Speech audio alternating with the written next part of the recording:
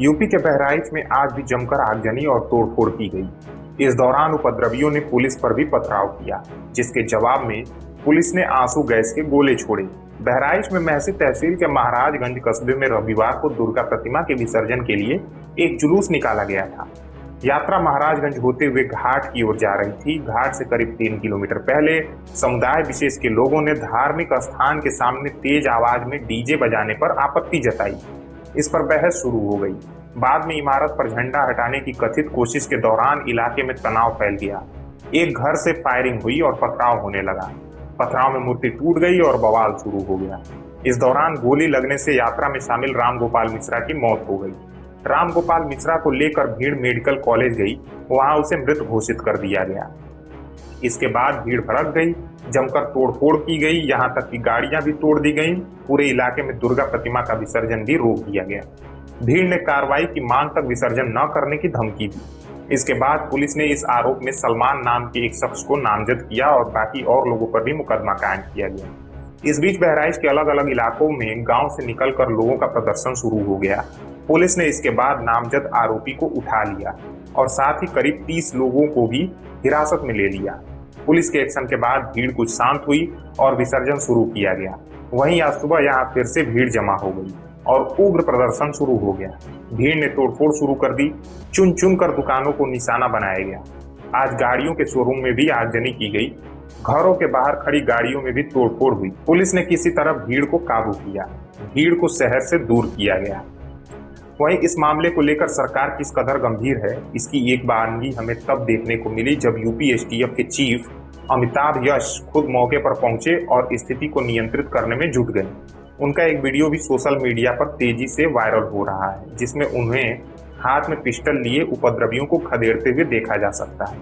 वहीं एक तरफ जहां शहर से दंगाइयों को जब तक खदेड़ा गया, दूसरी तरफ शहर के बाद भीड़ ने गांव में भी उपद्रव करना शुरू किया, जो अभी तक जारी है। वहीं यूपी के सीएम योगी आदित्यनाथ ने दंगाइयों से सख्ती से निपटने के निर्देश दिए हैं, साथ ही ताजा हालात पर रिपोर्ट मांगी है। सीएम योगी ने अफवाह फैलाने वालों पर भी कड़ी कार्रवाई के निर्देश जारी किए हैं। बहराइच दंगों का कारण बताया जा रहा है कि मुस्लिम बहुल बस्ती से गुजर रहे दुर्गा विसर्जन के जुलूस पर कुछ लोगों ने पत्थरबाजी की। इसके पहले गणपति विसर्जन के दौरान भी इस साल कुल 17 हिंसक घटनाएं हुई और यह ट्रेंड लगातार बढ़ रहा है। अभी तक माना जा रहा था कि योगी सरकार ने प्रदेश में होने वाले दंगों को कंट्रोल करके हिंदू और मुसलमानों दोनों की रक्षा की है।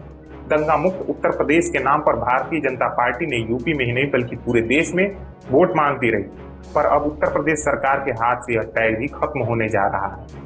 सोचना होगा कि आखिर ऐसा कैसे हो गया। यूपी में इतनी सख्त सरकार की पुलिस जो छोटी छोटी डकैतियों पर भी एनकाउंटर करती रहती है, उससे कहां गलती हो गई कि दंगों की नौबत आ गई। हालांकि सीएम योगी ने कहा है कि माहौल बिगाड़ने वालों को बख्शा नहीं जाएगा। उन्होंने कहा कि सभी को सुरक्षा की गारंटी, लेकिन उपद्रवियों और जिनकी लापरवाही से घटना घटी है, ऐसे लोगों को चिन्हित कर कठोरतम कार्रवाई के निर्देश दिए हैं। देश में बीजेपी की सरकार है। बीजेपी हिंदुओं के वोट के बल पर ही सत्ता में है, फिर भी देश भर में हिंदू त्योहारों पर, जुलूसों, रामनवमी पर, रथ यात्राओं, तिरंगा यात्राओं और गणेश विसर्जन पर भारी पैमाने पर पत्थरबाजी और बमबाजी हुई। लखनऊ के वरिष्ठ पत्रकार नवलकांत सिन्हा अपने एक्स हैंडल पर तंज कसते हैं। वे कहते हैं कि बहराइच के दंगों की खबर में जब दुर्गा विसर्जन में एक शख्स की मौत की खबर सुनी तो लगा कि यह बांग्लादेश की खबर होगी। सच्चाई भी यही है कि इस तरह की हिंसा बांग्लादेश में ही होती है, तो हमें लगता है कि वहां की सरकार हिंदुओं को टारगेट पर रखती है। पर अपने ही देश में जब ऐसी खबरें आती हैं तो लगता है कि कहीं न कहीं प्रशासन की ही ये लापरवाही है। गणपति विसर्जन के दौरान इस साल हिंसक घटनाएं पूरे देश में मिली। गुजरात, महाराष्ट्र, उत्तर प्रदेश, छत्तीसगढ़, दिल्ली समेत कई राज्यों में गणेश विसर्जन के दौरान हमले किए गए। इस तरह के हमलों की संख्या कम से कम 17 के करीब थी। पश्चिम बंगाल में रामनवमी जुलूसों पर ताबड़तोड़ हमले हुए, पर हमें लगता था कि ये ममता बनर्जी सरकार की लापरवाही का नतीजा है। पर जिस तरह उत्तर प्रदेश जैसे राज्य में हमलावरों का मन बढ़ा हुआ है, यह सोचनीय विषय है। जाहिर है कि इस तरह के हमले केवल पुलिसिया आतंक के भरोसे नहीं खत्म होने वाले हैं। जितनी सख्ती की जाएगी उतनी ही अव्यवस्था फैलती जाएगी। हालांकि इन सबके बीच आखिर ऐसा क्यों है कि जहां भी इस तरह का दंगा होता है वहां के मुस्लिम बहुल इलाके ही हिंसा का केंद्र होते हैं। शासन, प्रशासन और पुलिस की भाषा बेहद सामान्य ढंग से मुस्लिम बहुल इलाकों को मुस्लिम क्षेत्र कह देती है। यही इलाके संवेदनशील भी कहे जाते हैं। इन शब्दों के इस्तेमाल के पीछे चाहे जो भी भावना हो, लेकिन यह तो मानना ही पड़ेगा कि मुसलमानों के इलाके ही हिंसा के केंद्र बनते हैं। क्या ऐसा इसलिए भी है कि यहाँ पर हिंदू धर्म से जुड़े कार्यक्रमों के प्रति असंवेदनशीलता ज्यादा है, या जानबूझकर ऐसे इलाकों में भड़काऊ माहौल बन जाते हैं या बनाए जाते हैं? कारण जो भी हो, मुस्लिम बहुल इलाकों में भीड़ को हिंसक हो जाना एक बृहद पैटर्न है और इस बृहद पैटर्न को तोड़े बिना शांति नहीं होगी।